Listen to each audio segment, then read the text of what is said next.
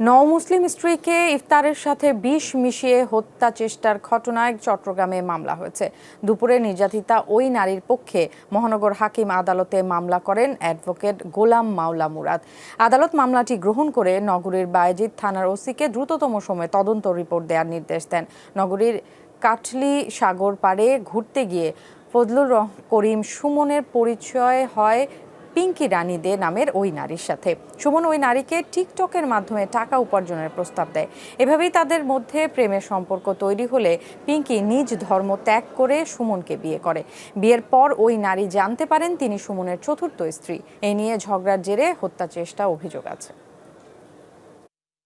ও আমাকে খুব মানসিকভাবে নির্যাতন করতেছে। আর বিয়ের পর থেকে আমি শুনতেছি ওর সাথে অনেক মেয়েদের সাথে কানেক্ট আছে এবং ও বিগত 4টা বিয়ে করছে।